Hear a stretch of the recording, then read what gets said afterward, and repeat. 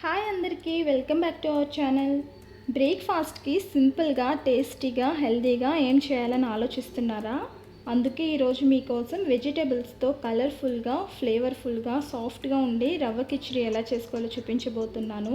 రెసిపీలోకి వెళ్ళే ముందు మన ఛానల్ని ఫస్ట్ టైం చూస్తున్నట్లయితే సబ్స్క్రైబ్ చేసుకోండి. ఈ రవ్వ కిచిడిని చేసుకోవడానికి ముందుగా మనం రవ్వని వేయించి తీసుకుందాం. దీనికోసం స్టవ్ ఆన్ చేసి కడాయి పెట్టుకొని 2 స్పూన్స్ నెయ్యి వేసుకొని నెయ్యి కాగిన తర్వాత 1 కప్పు సూజీ రవ్వని తీసుకుంటున్నాను. రవ్వని మాడిపోకుండా లో ఫ్లేమ్లో కలుపుతూ వేయించాలి. ఒక 5 నిమిషాలు రవ్వని వేయించిన తర్వాత సెపరేట్గా తీసుకుందాం. ఇప్పుడు అదే కడాయిలో కొద్దిగా నూనె కానీ నెయ్యి కానీ వేసుకోండి.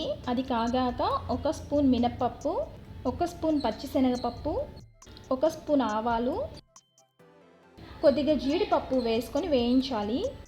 ఇవి వేగిన తర్వాత చిన్నగా కట్ చేసుకున్న అల్లం ముక్కలు, 2 పచ్చిమిర్చిని ఇలా సన్నగా చీల్చి వేసుకోండి. 2 రెమ్మల కరివేపాకు, కొద్దిగా ఉల్లిపాయ ముక్కలు కూడా వేసి వేయించుకుందాం. ఉల్లిపాయ ముక్కలు ఎక్కువసేపు వేగనవసరం లేదు. 1 నిమిషం పాటు వేయించిన తర్వాత ఇప్పుడు వెజిటేబుల్స్ని యాడ్ చేసుకుందాం. 1 టమాటాని ఇలా చిన్న ముక్కలుగా కట్ చేసి వేసుకుంటున్నాను. అలానే క్యారెట్ ముక్కలు, చిన్నగా కట్ చేసుకున్న బీన్స్ ముక్కలు, పచ్చి బఠానీ, వీటితో పాటు ఈ కూరగాయలకి సరిపడా సాల్ట్ని కూడా వేసుకోండి. కలర్ కోసం కొద్దిగా పసుపు కూడా వేసుకొని అంతా ఒకసారి కలుపుకుందాం.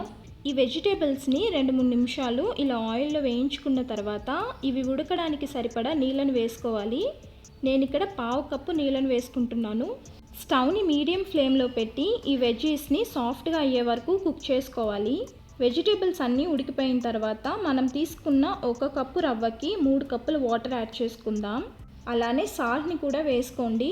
ముందుగా వెజిటేబుల్స్ వేసుకునేటప్పుడు కొద్దిగా సాల్ట్ వేసుకున్నాం కాబట్టి చూసి వేసుకోండి. ఇప్పుడు ఒకసారి కలిపి ఈ నీళ్ళని మరిగించాలి. ఇలా వాటర్ రోలింగ్ బాయిల్ అవుతున్నప్పుడు స్టవ్ని లో ఫ్లేమ్లో పెట్టి మనం వేయించి పెట్టిన రవ్వని ఈ వాటర్లోకి వేస్తూ ఉండలు కట్టకుండా కలుపుతూ ఉండాలి. ఒకవేళ రవ్వ ఏమైనా ఉండల్లా కనిపిస్తే కొంచెం ప్రెస్ చేస్తూ ఇందులో కలిసిపోయేలా మిక్స్ చేసుకోండి. ఇలా కలుపుకున్న తర్వాత మూత పెట్టి ఈ రవ్వని దగ్గర పడే వరకు కుక్ చేసుకుందాం. చూడండి, రవ్వ అంతా బాగా కుక్ అయిపోయింది. ఇప్పుడు ఫైనల్గా కొద్దిగా నెయ్యి వేసుకొని మిక్స్ చేసుకొని స్టవ్ ఆఫ్ చేసుకుంటే మన సింపుల్ అండ్ టేస్టీ రవ్వ కిచిడి తయారైనట్టే. ఇంట్లో ఇడ్లీ దోశ పిండి లేనప్పుడు లేదా ఉప్మా అంటే నచ్చని వాళ్ళకి ఇలా వేడి వేడి రవ్వ కిచిడి చేసి పెట్టండి, ఇష్టంగా తినేస్తారు.